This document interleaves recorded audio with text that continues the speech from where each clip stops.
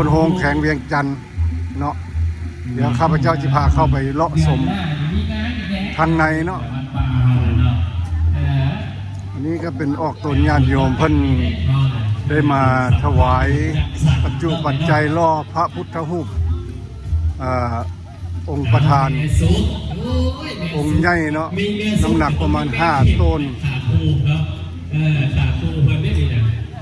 ไม่เข็มที่เพิ่นเนาะทาเรียกดอกไม้เลยว่าเมสุเมเข็มอันนี้เป็นคู่อันนี้เป็นสถานที่บูชาทองเนาะแล้วก็บริจาคเงินเนาะเข้ากับช่วยล่อพระพุทธรูปองค์ประธานองค์ใหญ่ของวัดป่าวังสร้างเป็นองค์ทำอิฐเนาะที่จะล่อเนาะแจกซื้อลูกซื้อหลานเขานั่นเองให้ลูกหลานได้บุญได้กุศลน้ำสาธุเอามาโปรโมชั่นซีอาร์เนี่ยแหละสั่งเพลงการเพลงนี่นี่สาธุอันนี้ได้ผลได้ดีกว่าซีทั้งหลายเลยเป็นส่วนทอง1 กิโลเป็นอันนี้อันหยองเมื่อไรอยากให้พูดเรื่องนี้อนุโมทนาบทอำนานสุขเกษมหรือว่าเมสุขเมสุขเกษมเกี่ยววิไลแล้วก็พร้อมด้วยครอบครัวลูกเต้าลูกหลานบ้านคนเมืองคนวงแก่งวิ่งจันทร์เมสุขเกษมหรือว่าเมสุขได้ร่วมเป็นเจ้าภาพเจ้าสถาบูชาทอง1 กิโลมูลค่า600,000 กีบอนุโมทนาสาธุบุญโอนเนาะสาธุโอนบัญชีวัดเลยก็จะมีธนาคารการค้าธนาคารพัฒนาเนาะ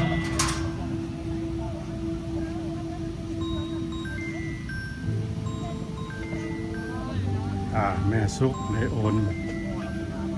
วัตถุปัจจัยเพื่อบูชาทองรอบพระพุทธรูปองค์ประธาน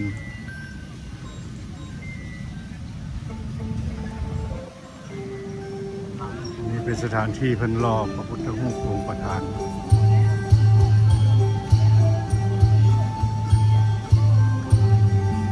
บุญหลายพ่อแม่พี่น้องดีใจที่ได้มีโอกาสได้มาถ่ายทำวิดีโอแล้วก็ได้มาทำบุญอยู่ในสถานที่แห่งนี้ใครมีโซ่ใครมีไซได้มาดินนะมาจัดถึกเลขแล้วมาสร้างวัดแม่ทำวัดนี่คือไหนเนาะ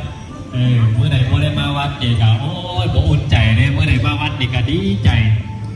ก็ขออนุโมทนาสาธุบุญนะแม่สุขเกษมพอได้ลูกเต้าลูกหลานเรียกว่าเป็นเจ้าภาพเจ้าสถาบูชาทองรอพระพุทธรูปปากประธานพรบรรดาโซกบันดาลโซกอยู่ที่ดินแดนศักดิ์สิทธิ์ในระเบียบวังสร้างกับขออำนาจบุญอำนาจบารมีคุณพระพุทธพระธรรมพระสงฆ์จงลงมาปกปักรักษาคุ้มครองป้องกันขอบขอบโซกให้เป็นความผาสุกของงานไปบุญในศีลในธรรมเจริญในศีลเจริญในธรรมเจริญในบุญพุทธศาสนาที่สิ่งใดปรารถนาสิ่งใดกับคอยสำเร็จและความมุ่งมั่นปรารถนาในวงในงานให้เจริญในหน้าที่การงานการเงินในชีวิตธุรกิจหน้าที่การงานให้ทำสิ่งใดกับคอยสำเร็จในความมุ่งมั่นปรารถนา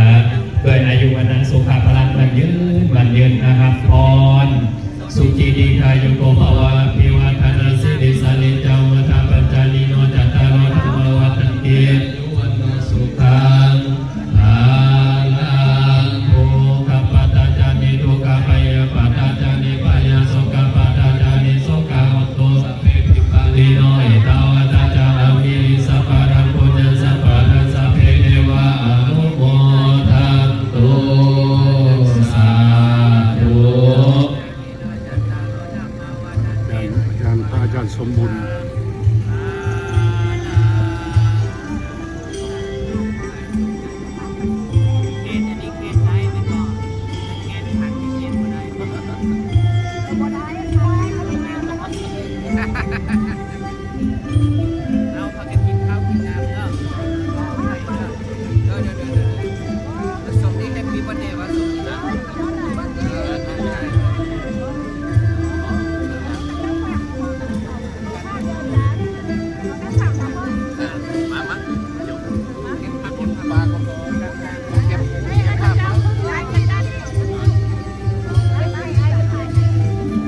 ตัวมา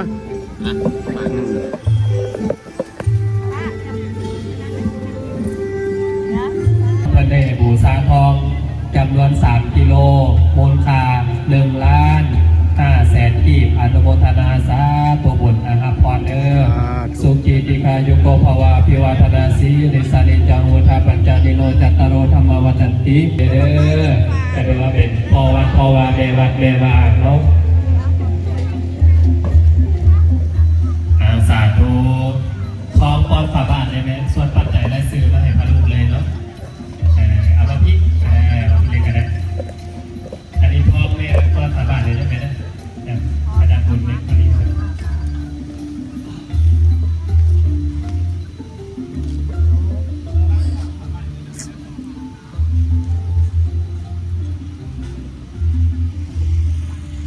สาธุสาธุพระน้อยนางนี้และข้าวโพไซพระธรรมโมจากบ้านนาคุณน้อยเมื่อมาใส่มองนักตะลุยจากพ่อเป็ดเจ้าฟ้า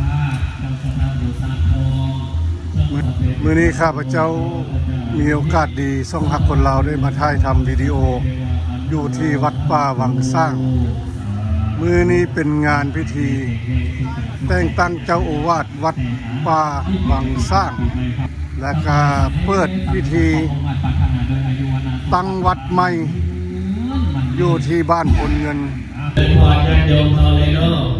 ดื่มได้กินได้นั่งในน้ำดื่มธรรมชาติจากเพื่อนมันได้มาถวายมาจากกินเพิ่มเนาะได้มาถวายอยู่ที่วัดป่าวังสร้างเราเอาได้จับได้เนาะเอาได้กินได้เอาเต่าได้ใส่เดินญาติโยมเอาเดิน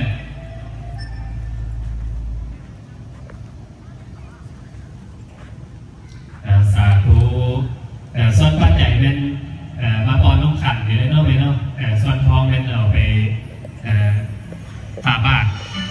อันนี้เป็นโลนึงอันนี้มันครึ่งกิโลเนี่ยครึ่งกิโลเมกะครึ่งกิโลสาธุอธิษฐานเอาก่อนนะแม่เนี่ยอธิษฐานเอาก่อนอธิษฐานเอาให้เป็นบุญเป็นกุศลเป็นบุญเป็นบารมีปีใหม่ฟ้าใหม่เขาก็เฮ็ดบุญได้เฮ็ดบุญปีใหม่เนาะเอาโชคปีใหม่ให้สุขภาพเข้มแข็งแข็งแรงสุขกายสุขใจแล้วก็ครอบครัวนางสุวรรณคำหลวงโคตรมาจากบ้านนาไซทองใต้เมืองนาไซทองนครวิจันทร์วัดปูซาทองเพิ่มกิโลมูลค่า300,000 กีบอนุโมทนาสาธุเมออกสินทองเมออกเกียรติคำกิตลาภายในครอบครัวบ้านนาไซทองใต้เมืองนาไซทองนครหลวงเวียงจันทร์ตัวเป็นเจ้าภาพเจ้าศรัทธาปูซาทองเพิ่มกิโล300,000 กีบอนุโมทนาสาธุบุญทรงกายทรงใจเฮาหันมันยืนร่ำรวยร่ำรวยเด้อ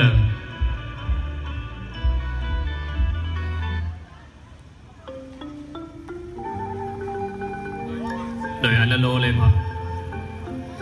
เอาให้ลูกอยู่ต่างประเทศเน่เฮ็ดบุญเพื่อเพื่อนเน่ไทยส่งให้เพื่อนเบิ่งเน่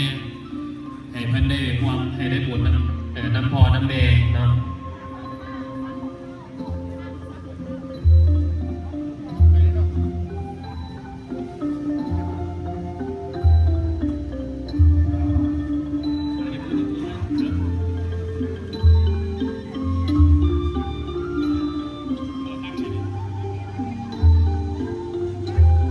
Amazing พี่น้อง Amazing ที่สุดเลยในโลกเป็นหินผาที่ใหญ่ที่ยาวที่สุดเลยนี่เป็นมือแต่งตั้งเป็นกิโลอันนี้เป็นครึ่งกิโลเจ้าอธิการวัดประจำวัดป่าวังสร้าง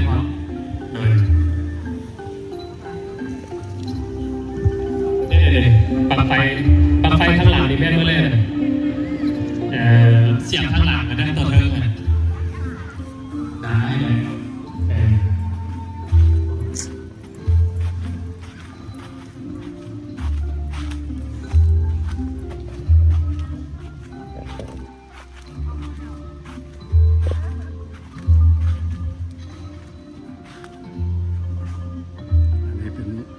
ส่วนยันโยมท่านไหนที่จะมาสายโทรศัพท์มาสายได้เดี๋ยวอุปถัมภ์คำสู่วัดแห่งนี้เนาะ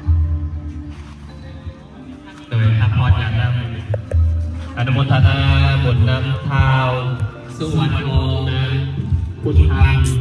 ที่มาสอนมาจากบ้านนาใส่ห้องให้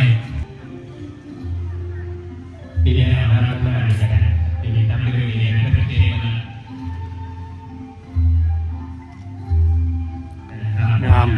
งามพี่น้องพิธีเปิดวัดป่าวังสร้างมือนี้เป็นมือแต่งตั้งเจ้าอาวาสแล้วก็เปิดพิธีสร้างตั้งวัดแห่งนี้เป็นวัดใหม่เนาะวัดป่าวังสร้างเนาะพี่น้องเนาะสาธุอาภรณ์โยมพ่อโยมแม่โยมแม่อาภรณ์อยากเดินทางมาจากนู้นนะ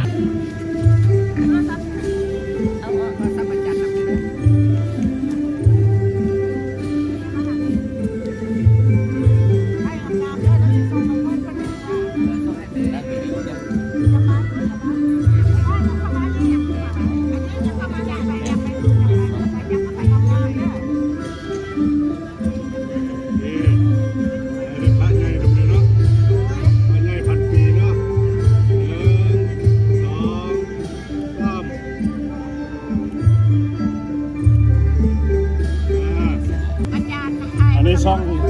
ยูทูบพักคนลาวเนี่ยช่องยูทูบมาเป็นยูทูบแค่14อีกนะสาธุอธิษฐานนะครับว่าลูกฝ่าบาทไปฝ่าบาท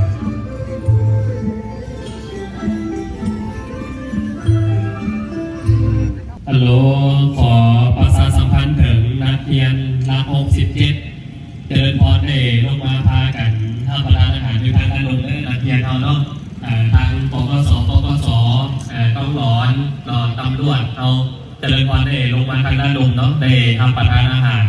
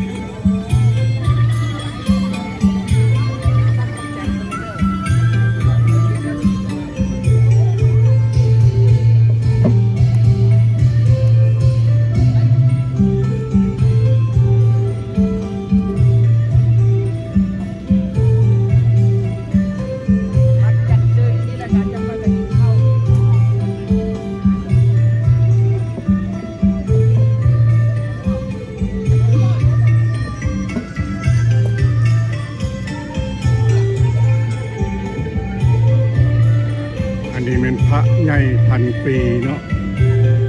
เป็นวัตถุโบราณสร้างตั้งขึ้นมาคาดว่าน่าจะเป็นสมัยขอมรุ่งเรืองและก็ปกครองในสมัยนั้นเป็นพระศักดิ์สิทธิ์คู่บ้านคู่เมืองเป็นพระที่ประดิษฐานอยู่ที่แห่งนี้มานับเป็น1,000 ปีแล้วเนาะพี่น้องเนาะกับมื้อนี้ได้ถ่ายทอดบารมีของท่านแล้วก็ให้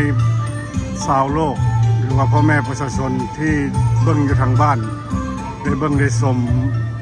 บารมีของท่านเนาะ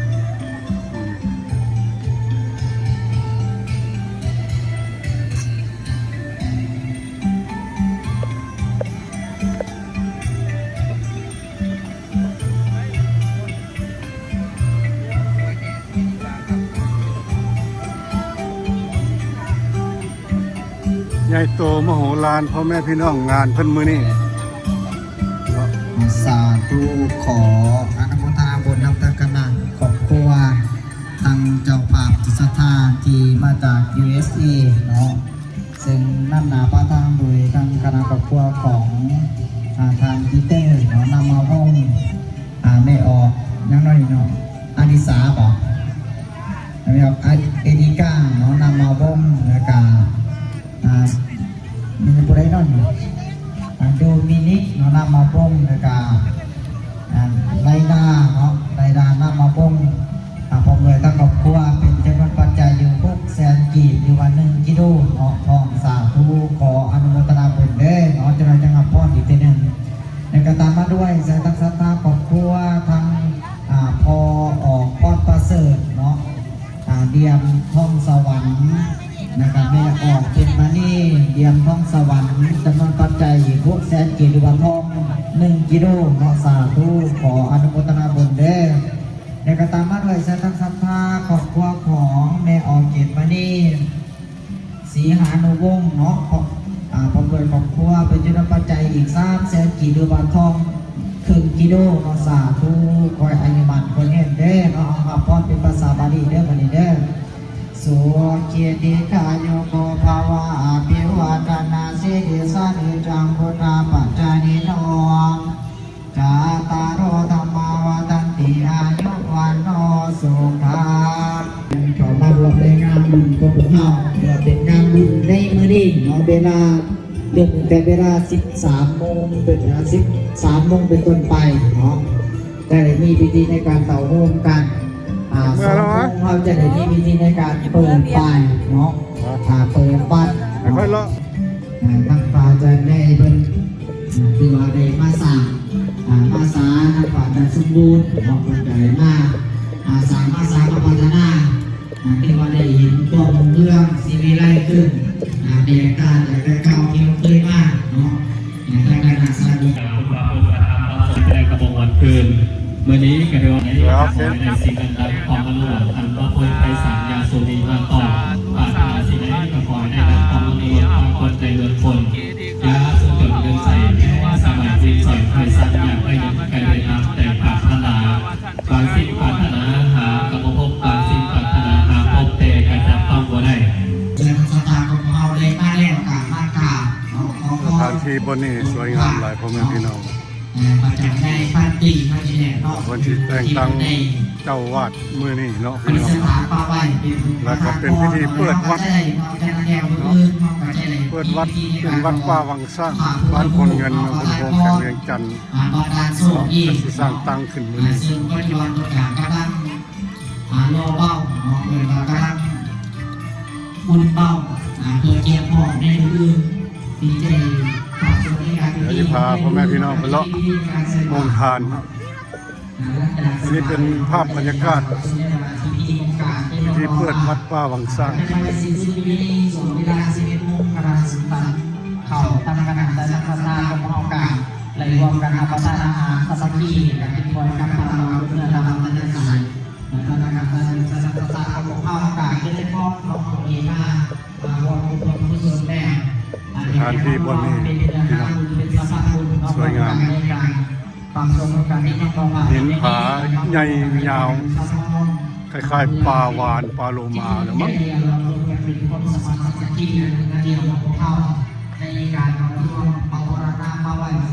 พุ่นเพิ่นพัฒนาเพิ่นปรับพื้นที่ไปพุ่นพี่น้องปรับพื้นที่ไปสุดพุ่น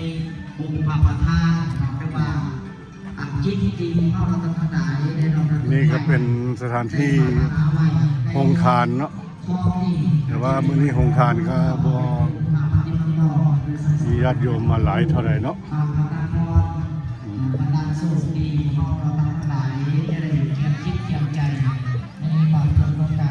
สถานที่โรงทาน